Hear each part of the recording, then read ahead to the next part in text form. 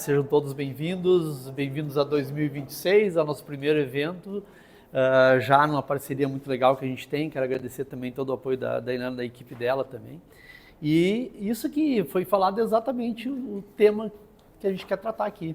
Como que a IA está sendo utilizada, o que a gente deve fazer, o que a gente deve evitar, quais são as dificuldades de implantar um projeto de IA, né?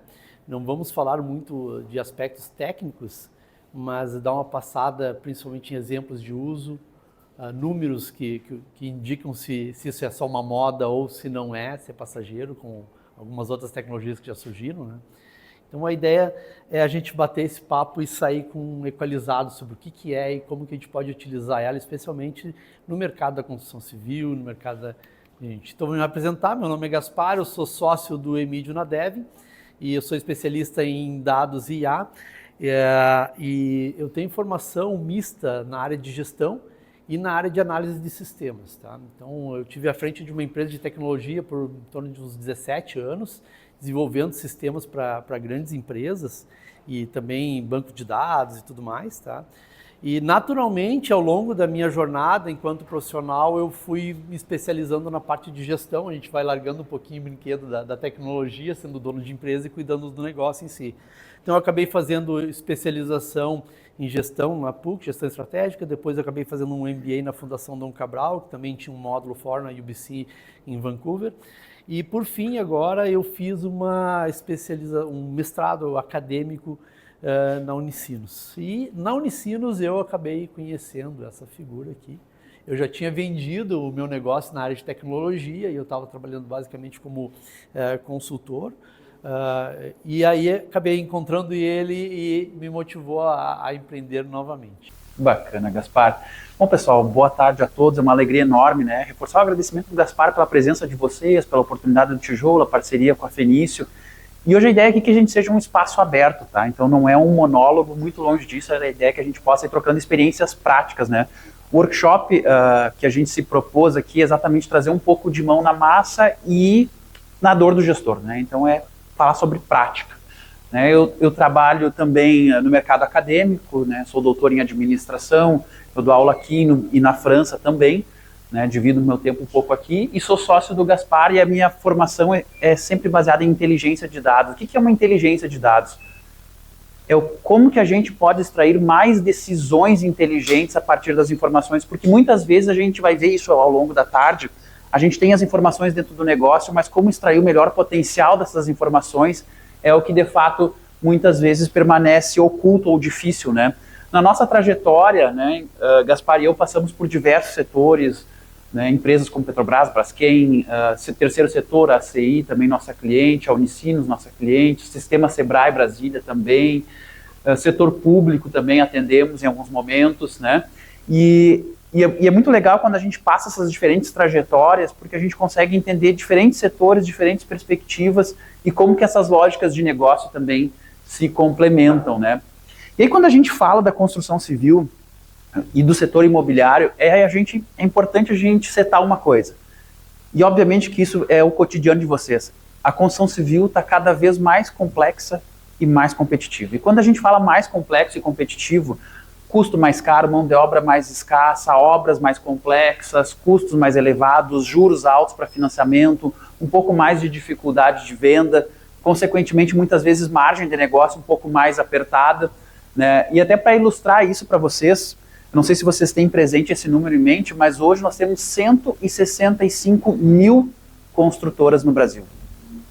Esse número, nos últimos 10 anos, ele cresceu 48%. Ou seja, são 48% a mais de concorrentes que surgiram nesse mercado nos últimos 10 anos. Em 2025, para vocês terem uma ideia, o crescimento do setor da construção civil em termos de faturamento e obras, ele foi aproximadamente 2,3%. O que isso reflete para a gente enquanto gestores ou donos ou proprietários de empresas na área de construção ou áreas relacionadas? Pô, a gente cresceu menos que a inflação ano passado.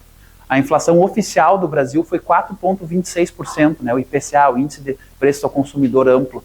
Mas se a gente para pensar, e a gente sabe quando a gente vai no mercado, vai comprar material, vai comprar insumo, a gente sabe que a inflação real é muito maior que isso e o nosso mercado cresceu aproximadamente 2,3%. E por que isso é importante dizer? Que nesse cenário mais competitivo e mais complexo, cada vez menos há espaço para erro. Então, para se manter vivo, crescendo e competitivo, a gente precisa ser cada vez mais assertivo. Mais assertivo em decisões, em orçamento, em prazo de obra, em estimativa de custo, em operação de custo, né? E a construção civil em si, ela é um setor que historicamente ela tem dificuldade em obter dados para tomar decisões mais precisas. E com isso a gente acaba tendo, por exemplo, custo elevado de obra, custo que estoura, muitas vezes obra que atrasa, né? E principalmente, e não menos importante, desperdício de esforço humano, né? E nesse cenário, então, a construção civil e outros setores, nesse cenário surge a inteligência artificial, né? Só que ela surge e a gente ouve falar sobre isso o dia inteiro, né? Às vezes até a gente cansa de ouvir falar, né? A gente que trabalha com IA, a gente ouve notícias o dia inteiro sobre IA. IA, a Skynet, né? A Skynet muito popular entre os amantes e os haters de IA. Só que muitas vezes a gente não sabe o que é isso, de fato, exatamente, como que isso pode potencializar o nosso negócio. Então, para a gente poder entender as ferramentas que tem nesse mercado, primeiro é importante entender o que é de fato esse negócio chamado inteligência artificial, se é um termo da moda, se é um febre, se é um viral, Gaspar. Opa. E aí, primeiro ponto, eu queria fazer uma primeira etapa aqui, uns 3 slides, só para a gente nivelar o que a gente entende por IA efetivamente e como que ela surgiu e qual que é a história dela. Tá? Então, a IA, ele diz respeito a sistemas de inteligência humana e máquinas que tentam aprender como a gente. Ou seja, são sistemas computacionais que procuram executar tarefas que demandariam uma inteligência humana. Então, essa é a base do que a gente fala quando está tratando de inteligência artificial. São sistemas computacionais que tentam imitar o pensamento, o raciocínio, decisões que seriam tomadas a partir de uma inteligência humana. Tá? Isso, em termos de negócio, se traduz em inteligência para análise de informações, análise de dados, para automação de tarefas, para possibilitar atendimentos 24/7, que a IA possa fazer como se fosse uma pessoa trabalhando 24/7, ou até mesmo otimização de processos para economia e evitar aqueles desperdícios que o Emílio estava falando. Né? Mas para quem pensa que a IA é alguma coisa que surgiu agora, a IA é uma senhorinha de 70 anos. A primeira vez que alguém falou IA publicamente foi John McCarthy em 1956. Esses caras aqui tem outros colegas deles, são cientistas, professores, matemáticos, também tem pessoal de indústria. Então aqui tem o Shannon, que era da Bell, que é uma indústria forte lá nos Estados Unidos. O Minsky, que ele acabou sendo o mentor do McCarthy, que é esse cara branco aqui. Esse pessoal se reuniu para fazer um workshop de verão numa cidade chamada Hanover, a 200 quilômetros de Boston, né? E a ideia deles era fazer testes para identificar se a ciência, se as máquinas conseguiriam executar alguma atividade que é típica de inteligência humana. E eles ficaram 6 semanas e o propósito deles era conseguir construir uma calculadora que fizesse soma e subtração. Então, aqui nasceu todo o processo. Então, a origem dela é lá de 1956. E de lá para cá tem uma jornada enorme e tem muitos pontos que nós poderíamos mostrar aqui de destaque. Eu separei alguns aqui. Em 1997, a IBM desenvolveu um supercomputador e esse supercomputador ele foi programado para tomar decisões, analisar possibilidades e tomar decisões sozinhos. E a prova dele era fazer a competição com o maior enxadrista do mundo da época, que era o Garry Kasparov, um russo, que ninguém conseguia bater ele. E ele jogou com elas várias partidas e ela venceu. Ela conseguiu analisar todas as possibilidades de jogadas dele, calcular aonde que ele poderia chegar com jogadas de antecedência e ela conseguiu derrotar ele. E aqui começou a ideia do machine learning que está por trás de tudo isso aí, que é aprendizado de máquina. Eles conseguiram ensinar a máquina a pensar e simular jogadas. Depois, mais para frente, em 2012, surgiu o AlexNet, que era já uma evolução.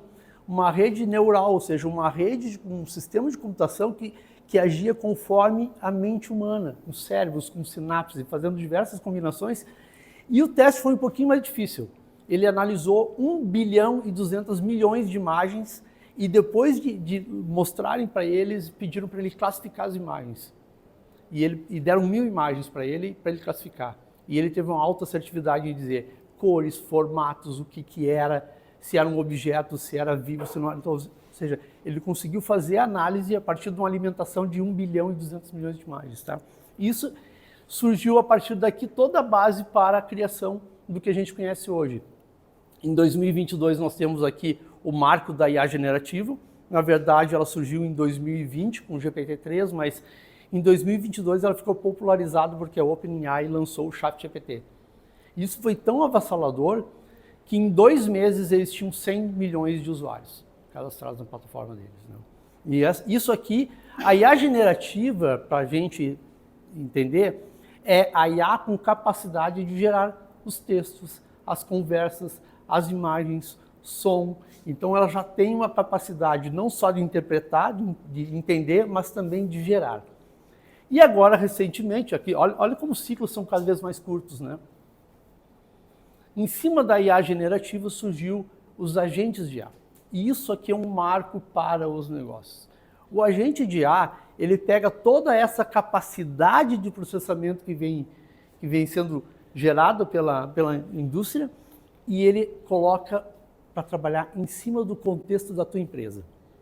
Então, eu tenho lá o meu cadastro de produtos, eu tenho a minha forma de atendimento, eu tenho uma série de regras de negócio que são da minha empresa. Eu consigo hoje montar uma base que a gente chama de base de contexto e dizer o seguinte, cara, pega toda a capacidade que tem um ChatGPT, faz ele olhar para a minha base de dados e responder a pergunta do meu cliente. Então essa é a ideia dos agentes de IA, esse é o poder dele, tá?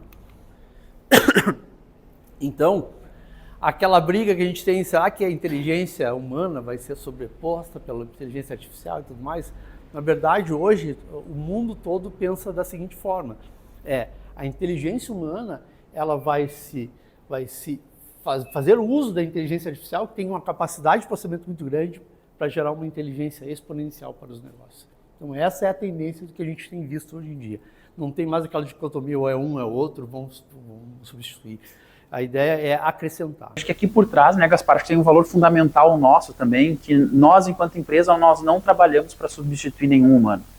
Então a gente até não gosta desse negócio, a IA vai terminar com os trabalhos, vai terminar com o mercado, não vai ter mais médico, não vai ter mais engenheiro. A gente trabalha, na verdade, para potencializar o trabalho humano, para que nós, os seres humanos, por exemplo, bem na prática, não precisamos mais gastar tempo digitando dados em planilha, extraindo dados de planilha, extraindo dados de cliente, juntando 2 planilhas, que são coisas que muitas empresas ainda fazem hoje no seu dia a dia, para que o ser humano possa colocar o trabalho dele aonde de fato mereça inteligência humana.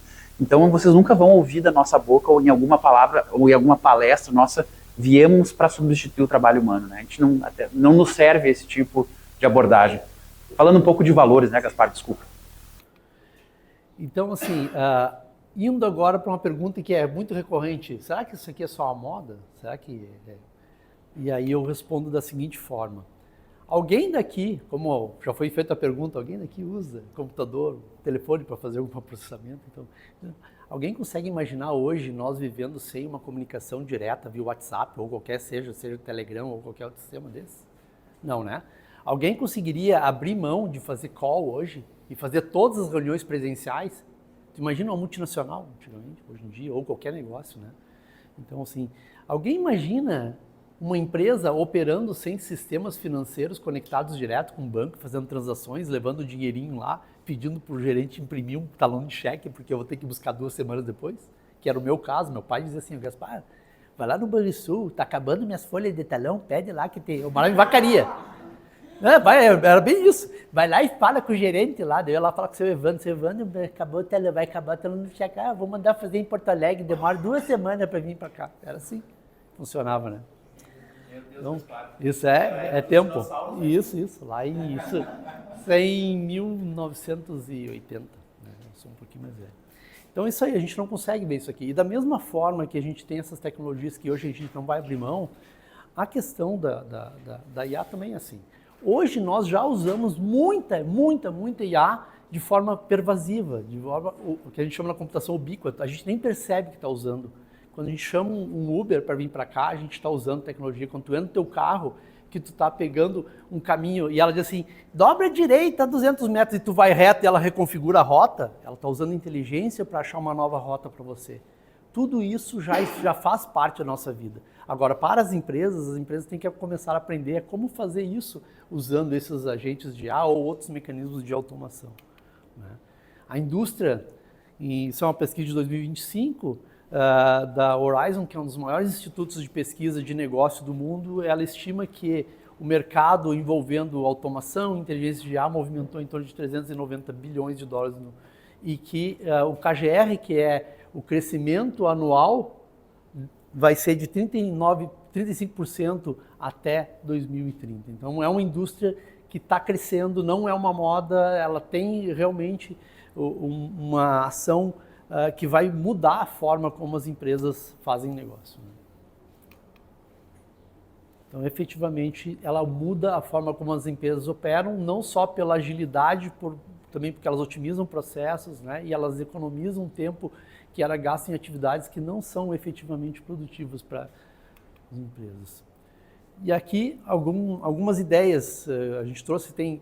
Não tem setor da economia que não tenha um acesso. Na área de saúde, por exemplo, diagnósticos, existe uma brasileira, não sei se vocês conhecem, já ouviram falar dela, ela chama-se Lívia Eberly. A Lívia Eberly é uma cientista que o projeto dela já foi aprovado nos Estados Unidos e agora estão testando no Einstein, aqui no Brasil. Ela inventou uma caneta que, com inteligência artificial, ela encosta a caneta na pele. Não, ela identifica se tem câncer, cara. Essa é outra tecnologia que seria interessante, né? Assim, viu, Léo? Não que fosse usar muito essa, né, Léo? Mas assim, ela fez ela é incrível, esse trabalho. É uma cientista brasileira, ela está em Dallas, lá, e ela desenvolveu uma caneta que encosta na pele e ela descobre se aquele tecido é cancerígeno ou não.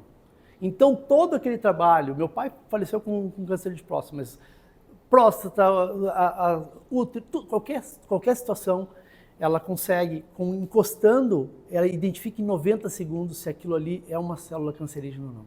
E e a ideia dela não é massificar isso aí sem ganhar dinheiro. Então, tu imagina o impacto que isso tem.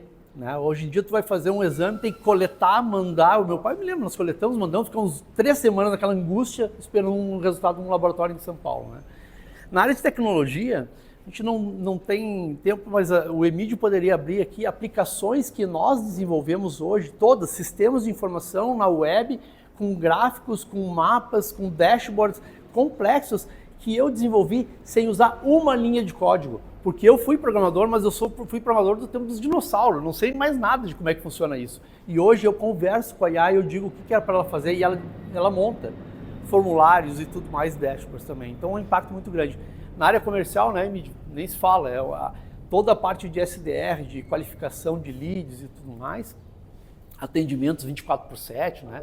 E serviços profissionais. Aqui estava falando, ele colocou advocacia, me lembrei do meu filho. Eu tenho um filho com 19 anos, 20 anos que faz estágio no Ministério Público. Esse dia chegou em casa desesperado. Por quê? Porque ele entrou lá no Ministério Público fazendo trabalho, e ele trabalha numa vara criminal, e ele faz toda a intimação, localização de testemunhas, identificação de onde estão as vítimas. Tudo isso eles fazem com sistemas computacionais com IA. E a IA estava fora do ar. E aí ele teve que ir para o caderninho, tentar descobrir onde é que estava o cara para fazer a intimação. Então, tu imagina, é um impacto muito grande, e isso também acontece na vida das empresas e na área de construção civil.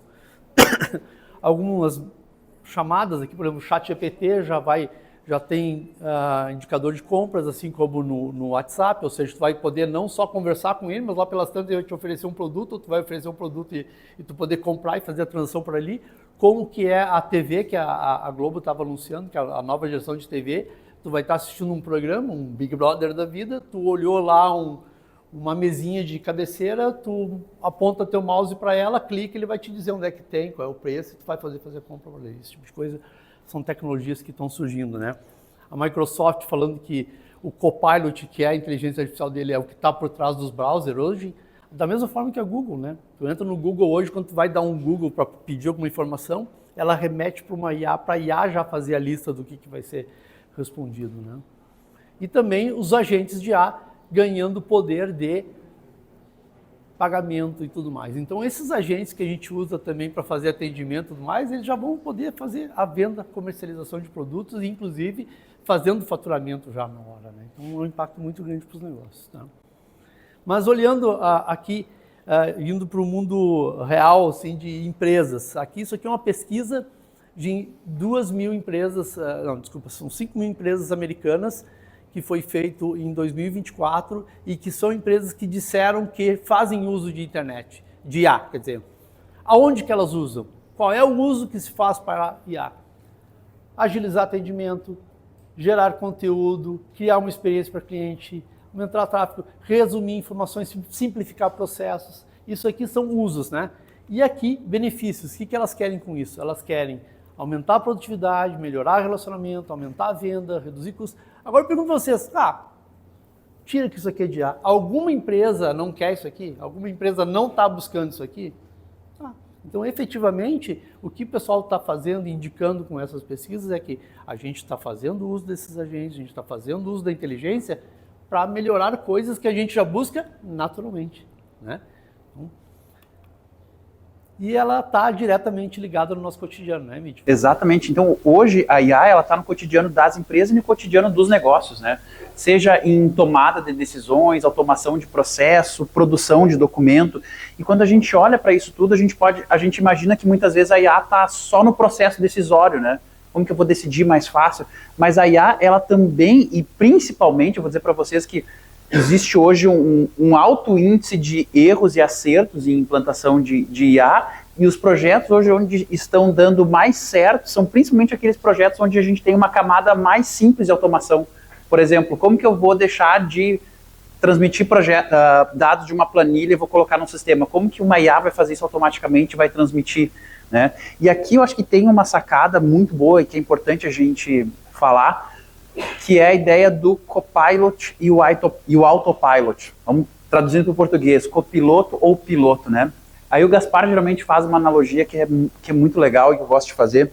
Quando a gente faz uma viagem de avião, não importa se nacional ou internacionalmente, a gente sempre usa um avião e o avião tem um piloto e um copiloto. A gente pode viajar sem o copiloto? Pode, mas a gente nunca viaja sem o piloto. E a IA, ela precisa também, a gente precisa ter esse olhar. Onde é que está a vantagem competitiva de fato dos nossos negócios? Ela está numa ferramenta que pode ser multiplicada para além ou ela ainda está dentro da nossa inteligência de negócios?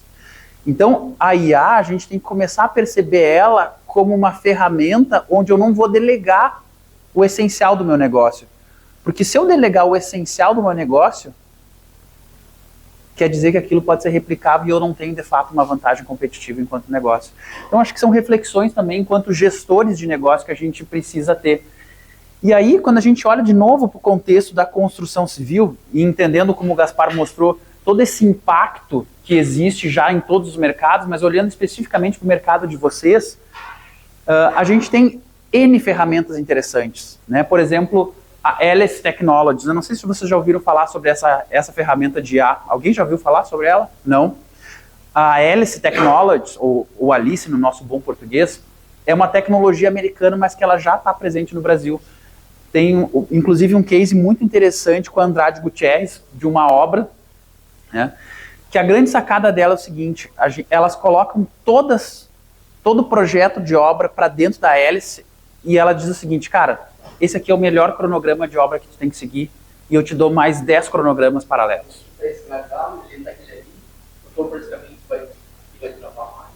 Para vocês terem uma ideia, uma obra recente da Andrade Gutierrez, uma obra pública, tinha além do custo apertado, do prazo apertado, ela tinha uma multa de 6% ao mês por atraso de entrega. E a gente sabe que muitas vezes uma obra tem uma margem apertada. Se uma obra atrasa 2, 3, 4 meses, foi-se a margem da obra. E eles contrataram a Alice, jogaram todo o cronograma para dentro, os dados, abasteceram, e em 3 horas ela deu 10 cenários diferentes. Eles aplicaram o cenário da hélice e não só garantiram o prazo na entrega, como entregaram 27 dias antes do prazo.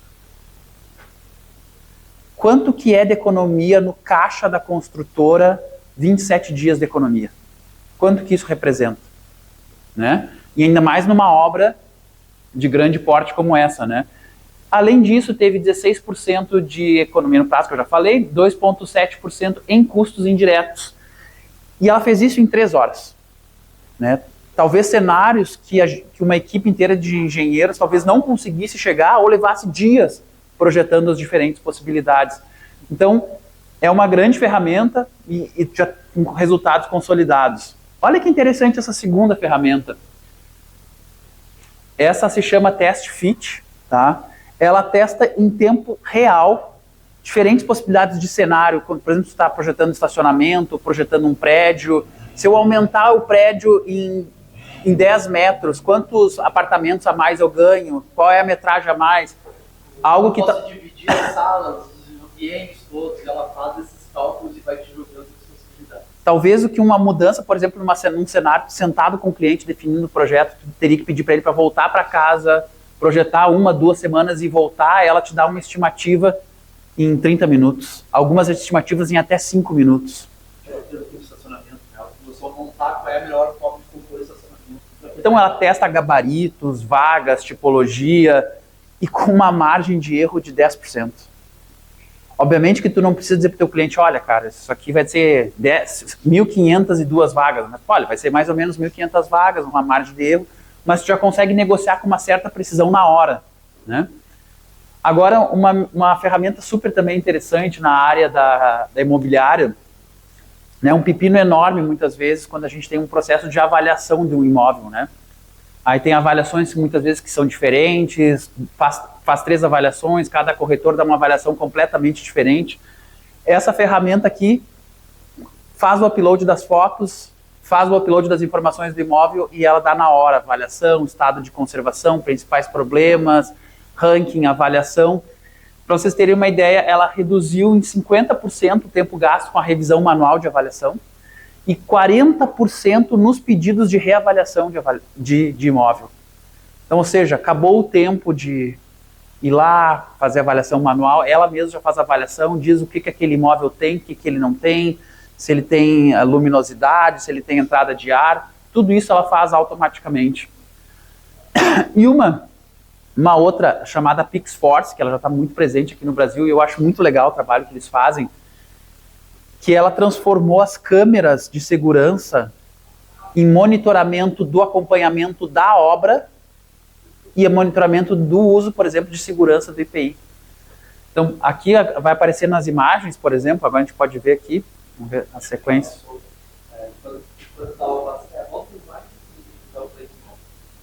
Aqui, quando passa no céu, ó, ele mostra ali. O cara sem capacete, ó, Isso aqui, o outro sem luva.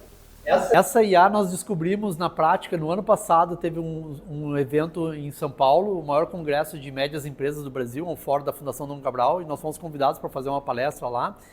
E um dos clientes da Dom Cabral era a IDG, que é uma construtora enorme lá de Minas, e eles foram apresentar os cases do que eles usam de inovação e de IA. E uma das ferramentas que eles tinham o maior pepino era evitar acidentes de trabalho e tudo mais. E aí eles conseguiram descobrir uma IA, eles trouxeram de Portugal na época, mas agora no Brasil já tem várias, e que tem essa tecnologia. E ele estava mostrando, e aí eles fizeram o seguinte, eles colocaram câmeras em toda a obra, né? Canteiro de obras, botaram em lugares estratégicos, e tinha um pessoal que tinha câmera no capacete, o pessoal que era da CIPA. Então o pessoal vai cuidar dos... E eles andavam na obra. E a câmera simplesmente ela identificava todos os locais onde as pessoas deviam estar com capacete, ou com a bota, ou com óculos, luva, e eles faziam, eles simplesmente liam aquilo ali. E ela gerava um relatório enorme de dados e já fazia o resumo e começava a apontar situações para eles. Por exemplo, eles descobriram que toda sexta-feira de tarde era a hora que mais dava incidência de problemas, de acidente, porque o pessoal estava mais relaxado e era a hora que eles menos utilizavam o EPI. Chegava perto do fim de semana, começava a relaxar, já deixava o capacete, tá? Então eles começaram a descobrir isso aí. E não é para punir, era mais para tentar orientar e mostrar. A IDG, é importante dizer, esse caso aqui de São Paulo, a IDG reduziu, eles trabalham só com obras complexas, né, obras de refinaria, eles conseguiram reduzir em 70% o volume de acidentes de trabalho, né? Então, quanto que isso também gera em imagem para a empresa e, obviamente, em economia, né, bem-estar humano, tudo, né, Gaspar? E agora, essa tecnologia também evoluiu para acompanhamento de obras. Então, hoje, por exemplo, tu consegue carregar dentro da IA o projeto da obra e com as imagens ela consegue dizer se a obra está no time, se ela está fora do time, o que está dentro do time, né? E aí o ponto, gente, que a gente quer mostrar com tudo isso para vocês, que existem inúmeras ferramentas. Eu acho que se a gente disser assim que a gente quer ter uma ferramenta para medir o vento na obra, ela existe, tá? Mas o ponto central é, existem todas essas ferramentas, mas a adoção real ainda é baixa. Para vocês terem uma ideia do que eu estou falando, esse aqui é um dado da IBM, né, um dado global, um estudo que eles fizeram. 40% das empresas grandes, empresas com acima de 1.000 funcionários, ainda estão na fase de experimentação das ferramentas. Não conseguiram implementar ainda. E a outra boa parte daquelas que implementou não teve sucesso. E aí o que explode na mente da gente é o seguinte, tá, mas para aí só um pouquinho, tem ferramenta, as ferramentas têm resultados. Por que a gente não está implementando? Ou por que a gente está implementando e não está dando certo? Tem alguma coisa nessa conta aí que não está fechando, né? E aí, com base até em todos os projetos que a gente vem implementando, em médias, grandes empresas, a gente percebeu um risco, um erro silencioso que está por trás de todas as implementações e que mantém as empresas ocupadas no sentido de buscar implementar, mas mantém elas fora do jogo da inteligência artificial. Então, ou não consegue. Gaspar e eu costumamos chamar isso de um erro silencioso. Mas para falar sobre isso, né, nós gostaríamos de convidá-los a tomar um cafezinho e a gente volta depois do nosso café para revelar qual é esse erro silencioso. Fica um mistério. Escutem a música do Tchananana. Podem fazer com que o projeto dê certo, dê errado, um pouquinho sobre o que expandindo um pouquinho mais a questão de maturidade, do que está em emergência, não está, se as empresas estão usando ou não. Vamos fazer uma pequena atividade, né, Mídio? Vamos, vai ter uma pequena atividade. E depois a gente retorna com outros exemplos mais pé no chão para o dia a dia dos nossos negócios, porque esses exemplos que a gente mostrou são maravilhosos, mas são exemplos que eu não vou implantar de uma hora para outra, assim. Eu acho que a gente já tem outras coisas que a gente pode usar para melhorar o nosso dia a dia. Então a ideia aqui agora, o Emílio terminou com o suspense de que existe um erro silencioso na adoção de IA. E efetivamente a gente tem vários e vários casos de empresas que desenvolvem projetos de IA e que esse projeto ele é abortado ou abandonado ali na frente. E aí fica um trabalho duplo para a gente, quer dizer assim, cara, funciona, mas tem que saber usar de forma certa, qual foi o teu processo, o que tu fez para usar, porque quando a gente chega num local que está vazio, é melhor para a gente trabalhar do que a gente chegar num local onde já tem uma... Ah, não, isso aqui não vai funcionar, vamos gastar dinheiro, vamos investir. Daí a gente tem que fazer todo um trabalho de evangelização de novo para a tecnologia. Mas o que a gente mais encontra mesmo, então, é que a inteligência artificial, os projetos de inteligência artificial é menos sobre tecnologia e mais sobre alinhar pessoas, processos, dados e estratégia, visão de futuro. E isso aqui é muito típico esse erro. A gente entra nas empresas, a gente já tem um projeto de IA aqui. Tá, mas vocês conversaram com as pessoas que vão usar essa IA, vocês capacitaram elas, vocês viram se isso efetivamente atende, vocês verificaram se os dados que vocês vão alimentar essa inteligência artificial, eles estão concisos, eles estão coerentes, eles estão prontos para a gente poder fazer uma alimentação adequada. Me parece muito aquela... Nós temos até uma figurinha num grupo de conversa nossa, assim, que eles falam assim, o que nós queremos? E como que a gente vai fazer? Não sei, mas o que a gente quer? Então aquelas coisas que os bonequinhos dizendo isso. E isso ocorre muito. Então é mais ou menos o seguinte, às vezes o pessoal quer, me mostra como eu faço para botar uma piscina lá no 3º andar e não cuida dos alicerces. Que é efetivamente como que a gente vai alinhar todos esses elementos. Porque esses elementos é que vão fazer o uso da IA e que vão dar a vida para ela, né? Então, as maiores dificuldades que a gente verifica nos projetos, eles estão basicamente nesses quadrantes aqui. É a qualificação dos dados. Os dados, às vezes, estão fragmentados, estão dispersos. Agora mesmo eu estava conversando com a Sandra, e a Sandra estava falando, puxa, a gente tem lá um CRM, a gente usa muito pouco dele, e esse que a gente usa ainda não está integrado com o que a gente faz. Então, isso é muito típico de cenários. Então, isso não é da empresa dela, assim, a maioria das empresas que a gente usa, que querem fazer um sistema, a gente, antes de fazer o sistema, a gente começa a fazer um diagnóstico, como é que estão as informações que tu quer alimentar para essa base de dados, para essa base de contexto, ou que tu quer fazer uma análise, né?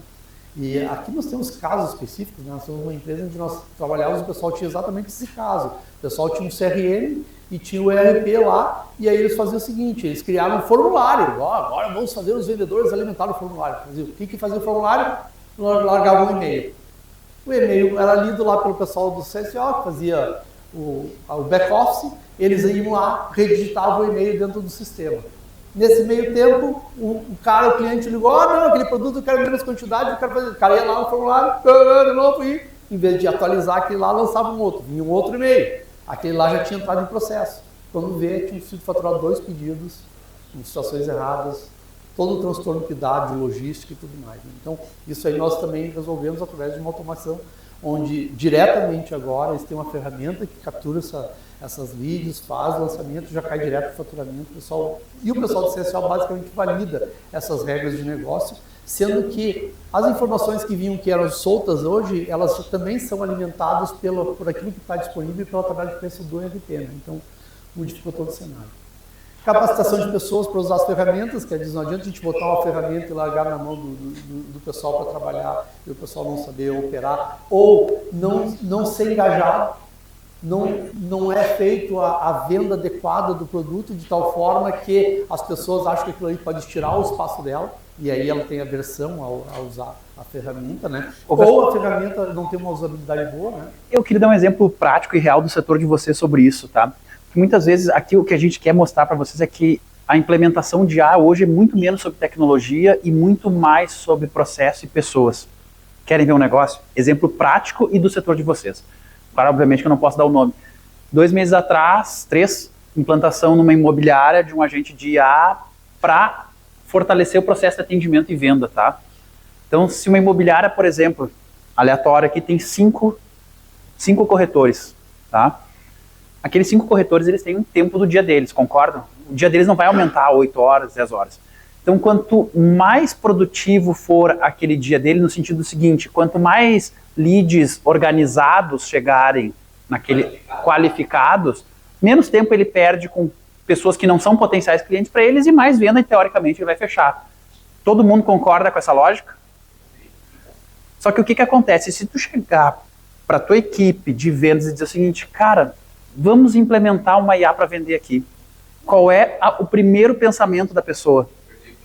Cara, esse negócio vai perder o emprego. Só que o que acontece? Quem tem as informações na mão de como que funciona a venda no dia a dia daquela empresa? É o corretor. Vocês adivinham se eles passaram ou não passaram as informações? Ninguém passou. Por quê? Porque qual era a crença que o proprietário da imobiliária não fez o alinhamento? Cara, nós vamos perder o nosso emprego. Por que eu vou colaborar para um processo que amanhã depois vai perder o meu emprego? Só que, de fato, a pessoa não tinha, ou as pessoas não tinham realizado que, na verdade, aquela ferramenta não era para demitir eles. É que se um vendedor, historicamente, atende 20 pessoas por dia, e esse é o histórico, 20, 21 pessoas por dia, e se ele atender um lead qualificado, ele atender 10 leads qualificados, a venda dele vai ser diferente. Então, aquela ferramenta ela não era um inimigo dela, era ao contrário, era um grande amigo para potencializar a venda deles. Então, isso aqui eu estou pegando uma pequena parte do processo que é sobre cultura. Adivinha se o projeto foi para frente? Não foi. Então, aqui o ponto fundamental, que muitas vezes não foi tecnologia, não foi custo, cara, nada. Foi cultural e alinhamento estratégico. Que bate em 2 coisas. Bate essa questão de engajamento aqui, né? E também bate com isso daqui. Né, com a falta do alinhamento estratégico. E aqui tem outra situação também que ocorre, é que a gente percebe que os grandes projetos de IA, eles precisam ter o respaldo da direção. Ela precisa entender que isso é importante para ela também assegurar que esse projeto tem a retaguarda deles, porque senão acaba acontecendo muito iniciativa isolada. O sujeito, deixa o sujeito fazer lá no canto dele, faz lá. São um monte de iniciativas que não são alinhadas com o objetivo central da empresa, não dá muito resultado. Viu, deixei tu tentar fazer um negócio, não deu certo, sim, mas tu nunca vestiu a camiseta de realmente querer fazer um projeto já. E isso também afeta a questão de governança e segurança de dados. Quando tu faz um projeto, tu tem que pensar nisso também, né? Que informações tu está disponibilizando. Nós tivemos um caso em que nós dissemos, cara, não faz isso, meu. O que ele queria? Pegar dados da empresa, de estratégicos, às vezes de clientes, de faturamento e tudo mais, e eu quero que a minha IA aqui, o cara chegue e clique aqui o nome lá e já venha todos os dados do meu cliente, Sim, e se esse cara pegar isso aqui e perder o celular, ou levar para alguém, ou sair da empresa, ou ir para outro lugar. Então tem que tomar cuidado com que dados vocês vão deixar publicados para fora também, ou não, né? Então hoje já tem condições de tu fazer aquela questão do agente de IA, com os dados dentro de uma base de dados que está protegida, que não tem acesso de fora. Tu usa a inteligência de processamento, mas os dados não são expostos, né? E aí tu tem que também definir qual é o público que tu vai dar acesso a algumas informações, né? Tá? Então ela precisa que efetivamente seja feita através de uma jornada que precisa ser planejada, tanto do ponto de vista de integração das pessoas, de revisão dos processos, de análise dos dados que estão sendo envolvidos ali também, tá? Porque daí sim, aí tu consegue enxergar o todo. O que de fato é prioridade, né, Gaspar, da empresa naquele momento, né? Exatamente. E assim, fundamental essa frase ali, ó. Bons dados, boa IA. Na verdade, eu digo isso para qualquer questão de sistemas de computação, seja CRM, seja um ERP, sabe? Se tu tem bons dados, bem gerenciados, bem organizados, você vai poder tirar bons relatórios, bons insights, bons BIs, né? Não adianta tu querer fazer um BI se a tua informação tá perdida. Exatamente. Nós fizemos um trabalho de uma empresa onde nós desenvolvemos vários e vários dashboards de BI. E antes tinha um gurizão lá que fazia, começou a mexer e tal, joia, excelente o guri, e efetivamente o guri, para quem não tinha uma formação mais técnica, ele fazia coisas muito legais da empresa. E aí quando nós começou a ampliar a complexidade e o sistema começou a travar ou não conseguir funcionar direito, nos chamaram, nós começamos a fazer a consultoria e disse, tá, ok, tu está fazendo todos esses painéis visuais lindos aqui, mas como que está a tua parte de dados? Aí nós fomos olhar a parte de dados, ele não tinha nenhuma formação de banco de dados. Ele não sabia como organizar uma tabela, como relacionar os dados um com o outro. E às vezes, como ele não sabia como fazer, mas tinha que chegar naquele resultado, ele meio que dava uma dedada lá no código e fazia sair uma forma para calcular aquilo ali. E isso gerou, quando nós começamos a atualizar esse sistema e colocar bases de dados por trás organizadas, diferenças entre dashboards que ele tinha as informações e por vezes nós descobrimos coisas assim que, puxa, tu está calculando achando que tem uma margem de contribuição X e na verdade é Y porque esqueceu de agregar tal e tal informação. E para vocês terem uma ideia, essa empresa cliente nossa, que esse ano eles estão fechando 700 milhões de faturamento. Né? Se a gente com matriz americana, se a gente for pensar o que é a diferença de 1%, por exemplo, né? Às vezes a gente pensa, mas o que é 1%? Mas quanto que é 1% de 700 milhões, né? Onde é que está essa diferença? E efetivamente o pessoal contestou o nosso BI. Não está funcionando, o BI de você não está batendo, porque eu comparo com o antigo e não está funcionando, não está batendo. Então vamos para a ponta do lápis. Vamos lá, pega a caneta e vamos lá. Esse tá. Aqui, ó. Mas isso aqui está funcionando desde 2018. Desde 2018 a margem de contribuição está errada, meu querido.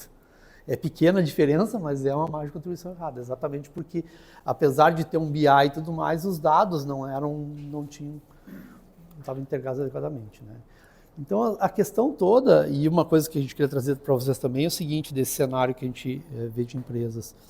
Apesar de todo esse hype de vamos fazer e usamos e tudo mais, e muita empresa propagando que faz uso de já temos e tudo mais, as pesquisas e o nosso dia a dia demonstram que nós temos ainda um longo caminho nessa jornada de IA.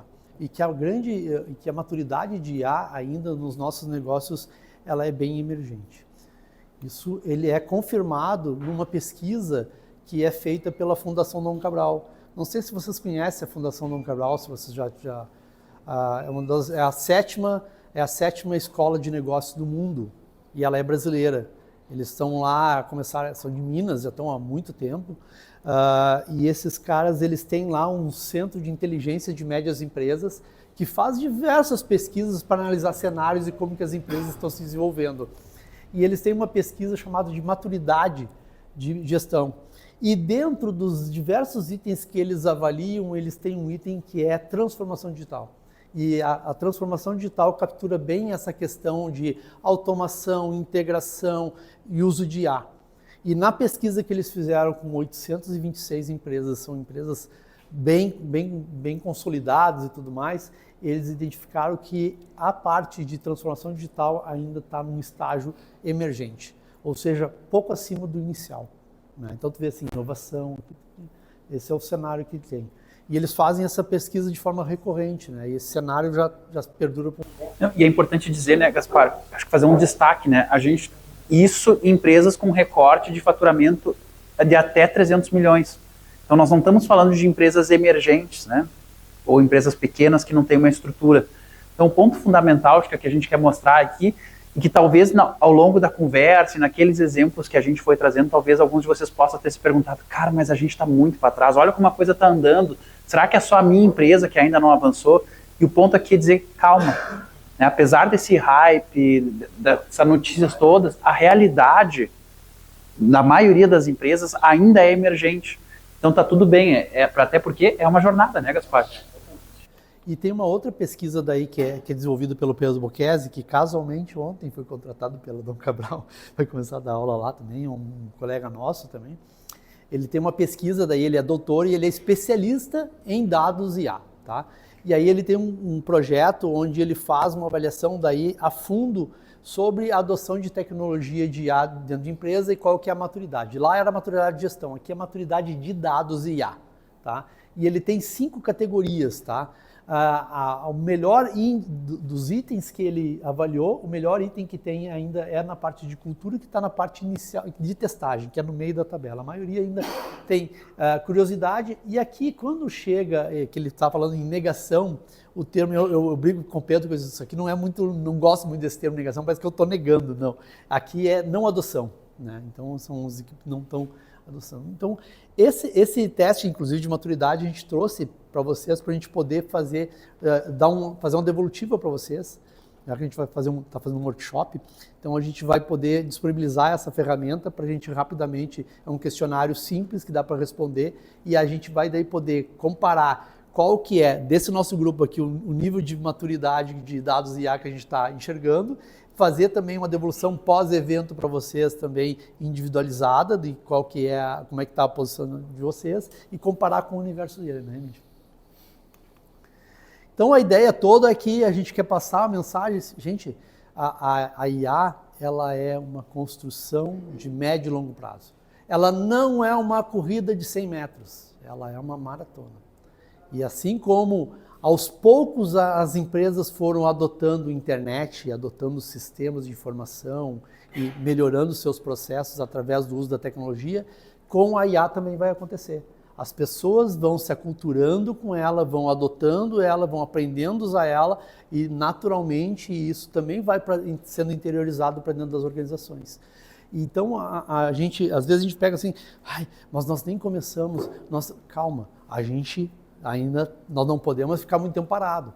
Não significa que se eu não adotar, eu vou morrer amanhã ou depois. Não, mas tem gente que já está andando e é bom a gente se mexer. Isso aí tem que estar na pauta, porque isso efetivamente acelera processos, melhora, otimiza o uso dos recursos. Então, é preciso, apesar de ser uma maratona, a gente tem que começar a dar o primeiro passo também. Tá? Então, assim, e para trilhar essa jornada, para a gente começar ela, mais do que tudo, é preciso saber em que ponto dessa jornada a gente está. Por isso que é importante esses diagnósticos, como um que a gente está trazendo aqui, para a gente entender. Foi? Caíram os dados. Acabou. Isso é uma outra questão que é muito interessante, essa aqui que está, isso que aconteceu. Cada vez mais os dados deixam de estar localmente dentro de uma empresa, entende? Os processos de IA, de agentes de IA, essa montagem todas, eles dependem muito de diversos elementos que são conectados e que estão em nuvem. seja uma base de dados em nuvem, seja o algoritmo que faz a automação está em nuvem. Então, por vezes, a gente também tem que ter essa nova noção de que quando a gente implementa um processo de IA, às vezes cai e às vezes não está no teu poder dominar isso ali, porque tu trabalha com diversos agentes. Por exemplo, se eu trabalho com um agente de IA que usa um chat GPT para fazer resposta, ou qualquer outra das IAs, da Anthropic, por exemplo, o Claude, que eu gosto muito também, qualquer uma delas, se deu algum problema na conexão, eu não consigo mais acessar esse agente para responder para mim. Então, a gente também tem que ter, na hora de preparar um agente, elementos que possam gerar duplicidade. Se cai a minha internet, eu não tenho um backup para ter uma outra, então faz parte do planejamento isso aí também. Tá? Mas voltando aqui, estava falando que para a gente trilhar essa jornada, o primeiro ponto é a gente entender em que estágio a gente está. Tá? E é importante fazer esse diagnóstico.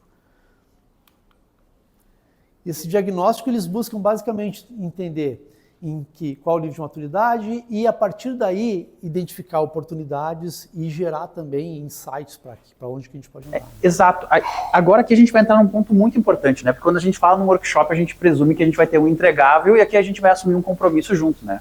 Então, que se cada um de vocês hoje está aqui, a gente está assumindo que a gente vai fazer alguma coisa de diferente e vai dar um passo em direção a tornar nossas empresas um pouco mais orientada a dados e inteligência artificial, né?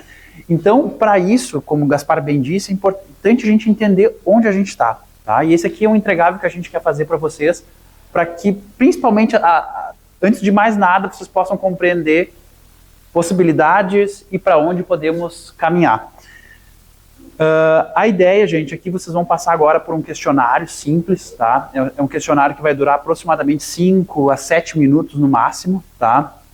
A ideia é que vocês respondam ele da maneira mais real possível e reflitam a realidade do negócio de vocês, tá?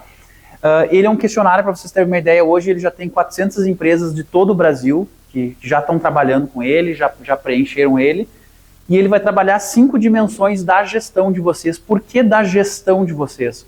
Porque, de novo, por incrível que possa parecer e contraditório que possa parecer, IA hoje é muito menos sobre tecnologia, desenvolvimento de tecnologia e muito mais sobre desenvolvimento de gestão, né? Então, nós gostaríamos, antes de passar ao preenchimento da ferramenta, tá? É importante dizer, vocês receberão um relatório geral, tá? De como a empresa de vocês está em relação à média de mercado, tá? E vocês vão receber também um relatório individualizado com sugestões de pontos que vocês podem pensar para trabalhar prático a partir da semana que vem na empresa de vocês, tá bem?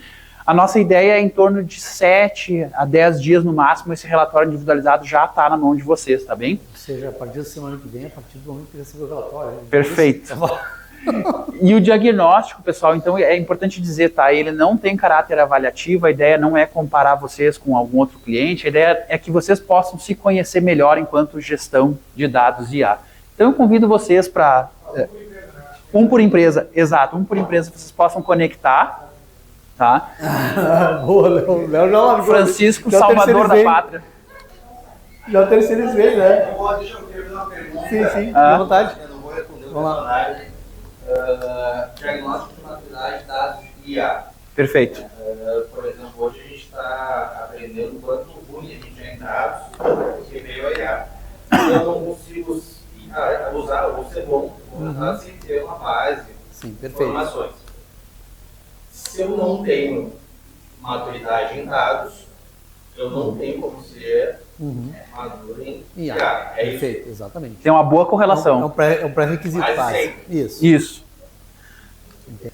Porque o que acontece? A gente tem que pensar o seguinte, uma ferramenta de IA, por mais que a gente diga que é inteligência, ela não trabalha, ela não sai do zero, né? Assim como um estagiário que entra na nossa empresa, ou um novo funcionário que entra com uma página em branco, um agente de IA, ele também, ou uma ferramenta de inteligência artificial também é uma página em branco. E ela vai responder de acordo com aquilo que a gente ensinar para ela. Ou seja, se você pegar alguém que está chegando na tua equipe comercial e dizer assim, ó, guri, pega o telefone aqui e se vira. É um tipo de resultado que tu vai ter. Agora, se tu tiver um processo em que tu vai dizer o seguinte, cara, aqui está a nossa tabela de preço, a gente atua dessa forma, a forma de ligar é essa, olha, escuta ele fazer essa ação, corrige ele, diz, ó, isso aqui tu não diz, isso aqui a gente evita, fala dessa forma.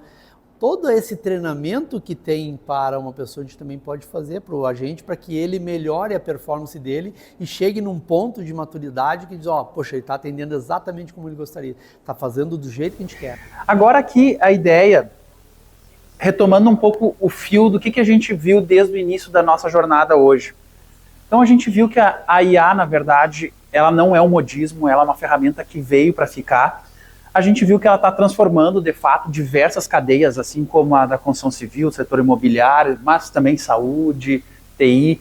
Ou seja, a transformação dela é inegável, né? Mas, do outro lado, a gente viu também que, apesar de todos os avanços, ainda existe muito para caminhar. Mas, principalmente, acho que a mensagem que fica hoje aqui é: se a gente sair daqui entendendo que IA é muito mais sobre estratégia de negócio, alinhamento de negócio, do que de fato sobre tecnologia. Talvez se eu sair ali fora e dizer isso, eu acho que a maioria vai me mandar prender, o Emílio está louco, pirou, não sabe nada do que ele está falando.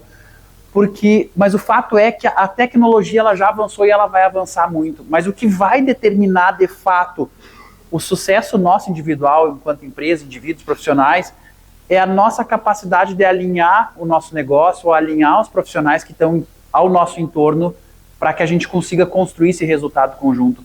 Esse exemplo que nós trouxemos de um cliente nosso do setor imobiliário de 2 meses atrás, ele é um caso real do setor de vocês e que é muito comum. E nesse caso a gente ainda descobriu que a pessoa expressou, né? E quanta coisa que muitas vezes fica silencioso na nossa empresa e não aparece. Eu vou dar um outro exemplo para vocês.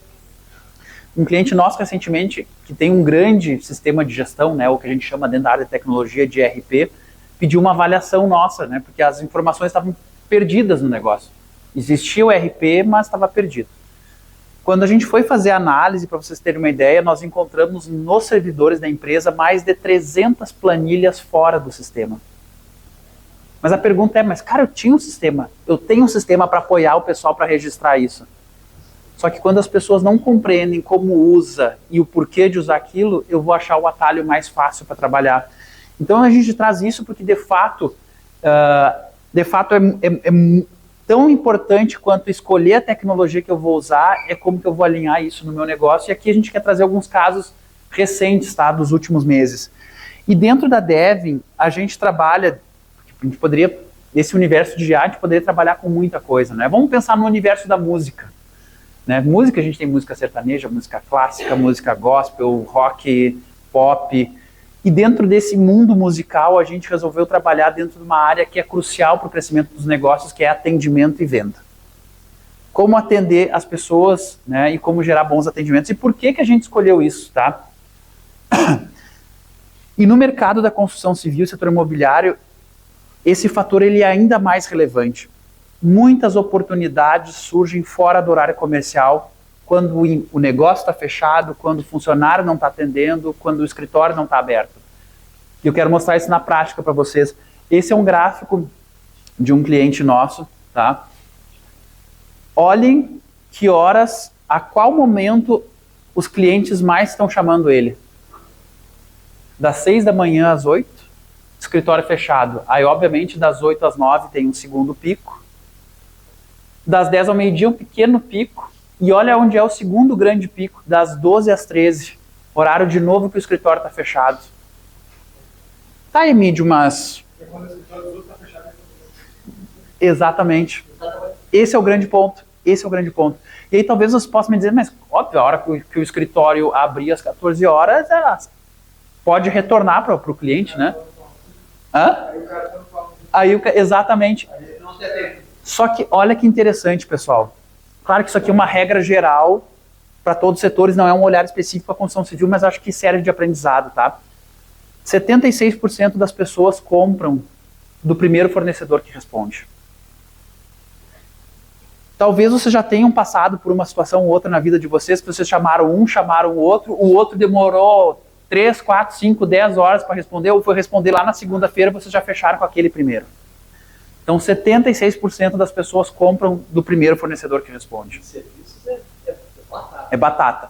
21 vezes é o aumento de chance de fechar negócio quando tu responde a primeira mensagem do cliente até 5 minutos. E Mídio, tu tá maluco, cara. Mas, gente, pensem comigo o seguinte. Hoje as pessoas não assistem mais vídeos de 5 minutos, as pessoas assistem vídeos de 15 segundos, 30 segundos, os famosos shorts, né, ou outro nome que a gente possa dar, porque ninguém espera mais que isso. Então, o tempo de resposta é um fator fundamental. Quer complementar, Gaspar? Tá.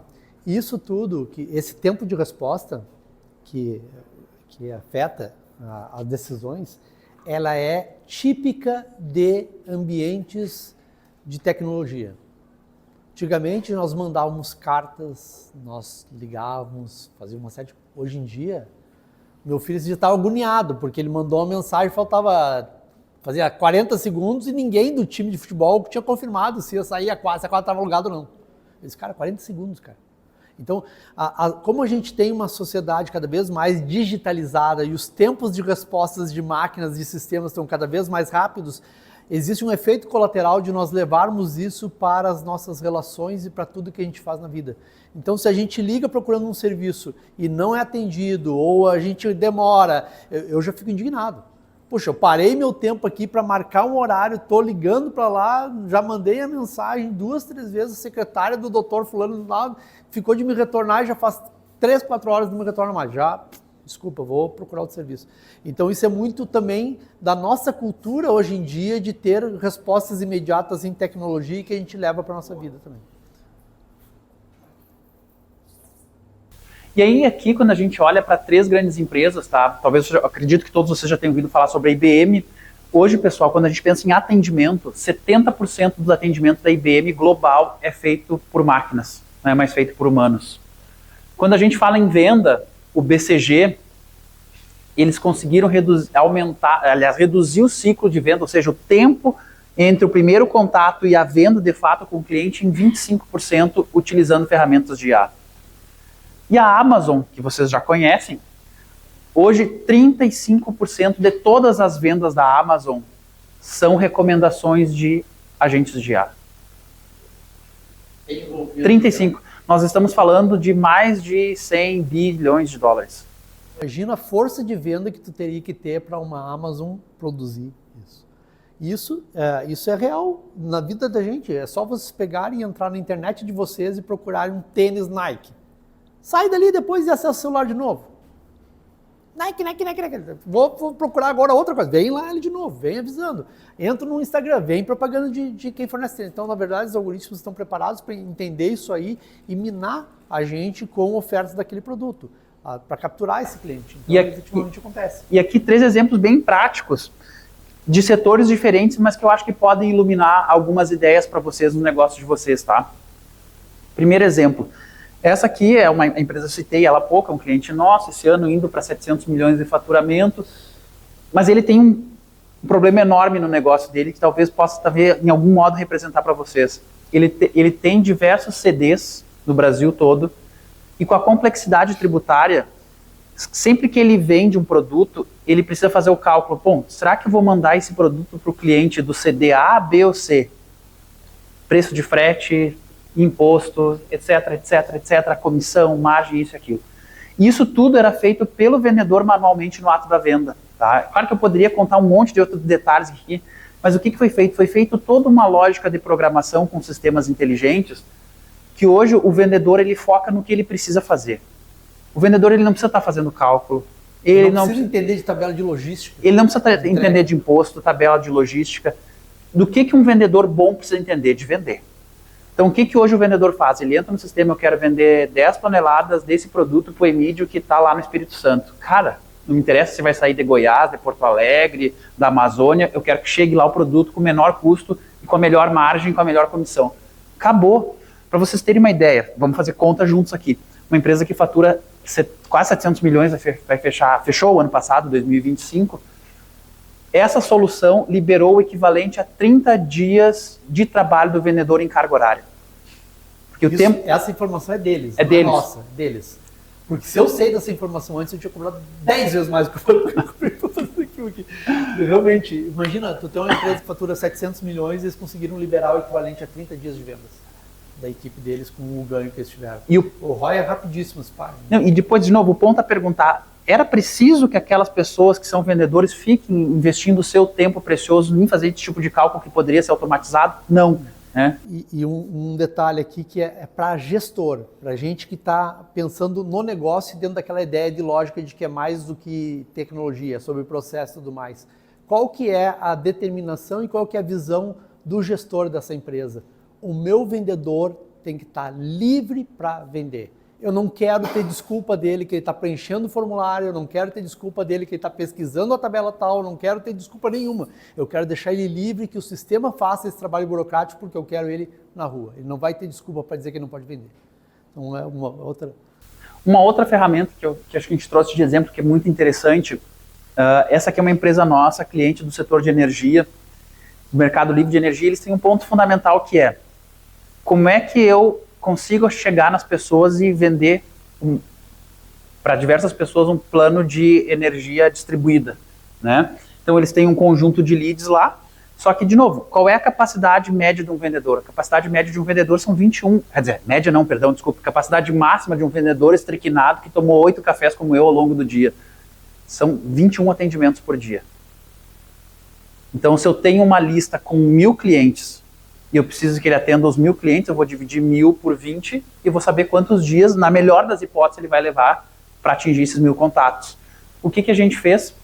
A gente automatizou toda a ferramenta, toda a inteligência de venda dentro do WhatsApp, imputou a lista de... Claro que eu estou simplificando muito, o Gaspar talvez queira me matar, mas assim, imputou para dentro a lista de contatos, cara, e colocou. A nossa ferramenta hoje, na versão mais lenta dela, ela contata 250 clientes por dia.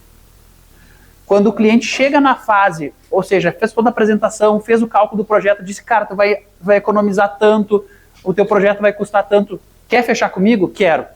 Passa para o vendedor. E aí ele passa para o vendedor e diz, Gaspar, olha só, o Emílio entrou em contato, o projeto dele é assim, vai custar tanto, e tu vai vender para ele por tanto. O Gaspar vai, com a capacidade dele de atender 20 negócios, ele vai ligar para um cliente que já está basicamente encaminhado para poder fechar e esclarecer as dúvidas. Então o ponto, de novo, não é sobre substituir pessoas, mas é sobre otimizar todo um processo. E essa ferramenta aqui, ela colhe os dados dele, conta, o cara tira uma foto da conta, ele vai receber, ele vai lá, vai ver quanto a pessoa consome, quanto gasta, quanto paga, e vai fazer todas essas análises, né? Então isso, a nossa estimativa é que a gente consiga aumentar a conversão de clientes em pelo menos 20%. Porque em vez de estar atingindo 20 clientes por dia, eu estou conversando com 250 pelo menos por dia. E um outro case que também é super interessante, que daí é um case de um outro setor diferente também, que é o agro, mas eu acho que ele ilumina algumas ideias.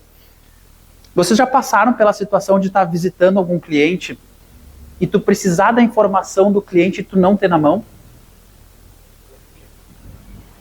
Isso acontece com muitas pessoas. Né? E no agro isso é bastante comum. Por exemplo, tu está chegando lá numa agropecuária no interior, lá de São Cepé, Santa Maria, Caçapava, e tu precisa saber, cara, quanto esse cliente compra de mim?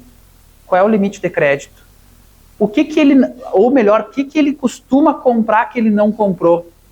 Cara, o vendedor consegue acessar ali, obviamente com todos os protocolos de segurança, em cima da sua base de clientes dentro da empresa, e perguntar, WhatsApp, fulano, o Emílio, como é que está a situação dele? Ele vai dizer assim, cara, olha só, o Emílio se cadastrou com a gente dia 20, ele tem um limite de crédito de 2.400.000, ele costuma comprar tal coisa, ele não compra, e aqui está o gráfico do consumo dele nosso nos últimos meses. E ele, porque o que ele fez aqui? Ele foi lá no sistema, consultou, fez toda a análise e devolveu na palma do vendedor, na mão, na rua. E pense a diferença que isso faz, muitas vezes, num local onde tu tem, inclusive, um baixo acesso à internet. Porque muitas vezes tu vai estar na rua, tu não vai ter a condição de abrir o teu computador, conectar no sistema da empresa, acessar a planilha, analisar. Porque qual é a ferramenta que a gente tem no bolso? É o telefone, é o WhatsApp. Tu queria complementar, Gaspar? No caso aqui são duas situações distintas. Aqui está fazendo uma consulta sobre uma análise do cliente. Mas essa aqui, por exemplo, é uma ferramenta que pode ser esquedulada para que todo dia de manhã ele mande o resultado, inclusive cópia da página do BI, para a tela do gestor. Então ele acorda de manhã, ele não precisa entrar lá e olhar, e agora eu vou ver como é que foram as vendas do dia passado, ou como é que eu tenho que consultar o BI. A gente pode tirar a foto do BI e mandar direto para... de manhã ou no horário que quiser. Né? Ou até do tipo alertas, né? Porque tem coisas que, às vezes, quem acompanha a equipe de vendas, a gente vê, cara, tu te deu conta que o Emílio que compra todo mês, ele compra cimento da gente, esse mês ele não comprou? Qual é o vendedor que se dá conta disso? E às vezes, e não é porque o vendedor é ruim, gente, não é isso, mas é porque muitas vezes ele tem 150, 200 clientes na carteira dele. Agora, se ele receber um alerta, cara, olha só, o Emílio a cada 45 dias ele compra cimento de Tito, viu que esse mês ele não comprou? Então são ferramentas assim que ajudam e potencializam atendimento e venda. E aí agora, mais recentemente, uma parceria muito bacana e o ponto fundamental aqui é que a gente conseguiu fazer isso unindo duas coisas, porque, de novo, a ideia é que a ferramenta de IA, ela não é só sobre uma inteligência artificial, mas ela é, de fato, sobre a inteligência comercial que está por trás. Porque o ponto é, a gente precisa de uma ferramenta que fale a linguagem da empresa, que utiliza o modo como essa empresa se comunica e as suas estratégias de venda. Porque quando a gente pensa, por exemplo, uma construtora, né? Será que todas as construtoras são iguais? Mesmo construtoras que trabalham em nichos muito semelhantes, por exemplo, Minha Casa Minha Vida, ou trabalham com nichos de luxo, elas têm diferenças na regra de negócio. Né? E o que essa ferramenta que a gente lançou, ela fortalece? Ela não só fortalece a tecnologia, mas ela é de fato uma ferramenta de inteligência comercial com a linguagem da empresa. Então essa foi uma proposta muito bacana que a gente construiu junto com o Tijolo e com a Fenício, né, para atingir o mercado da imobiliária da construção civil. Lembra que eu falei para vocês que a gente estava desenvolvendo sistemas todos sem codificação? Todo o sistema, aquele que está aparecendo aqui, essa dashboard toda atrás, tudo isso aqui foi desenvolvido sem uma linha de código de programador. Todas eu falei o que eu queria. Todas. Eu disse assim, eu quero que tu tenha um gráfico, eu quero que tu bote os cards aqui, eu quero que tu faça tal coisa, eu quero que tu acesse a base de dados e mostre tal e tal coisa ali. Toda. Eu quero que tenha um cadastro das imobiliárias, ou seja, a gente consegue efetivamente construir aplicações hoje, e isso não significa a morte dos programadores. A gente consegue hoje fazer uma boa parte do que a gente chama de POC, que é a prova de conceito dos aplicativos ali. Então tu consegue já dar visualização do que vai ser o fechamento final ali para o cliente, para ele, não gostei disso aqui, eu gostaria de tal e tal informação. E quando ele já está bem consolidado, tu pode pegar isso aqui e isolar, tirar esse código e passar para a tua equipe de desenvolvimento. Bom, agora vamos botar as regras de segurança e tudo mais. Então é sobre isso, não é só substituir gente.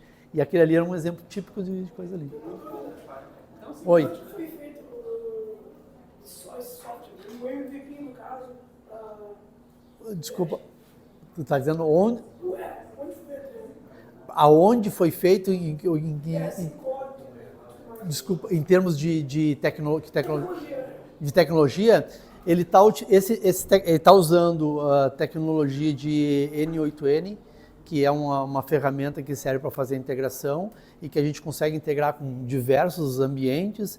Ele está utilizando ferramentas de Google AI Studio, ele está usando ferramentas de Lovable, que é uma outra ferramenta também, mas ele não tá dentro do Lovable, viu?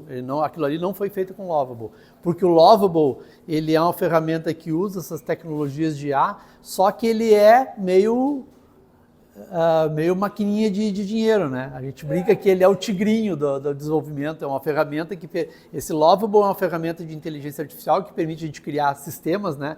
Mas ele funciona com base de crédito. Então, cada vez que eu peço, diz, olha, eu quero que tu crie uma tela que tenha tal e tal e tal e tal, ele vai consumindo esses créditos, né? E por vezes ele está bem inteligente.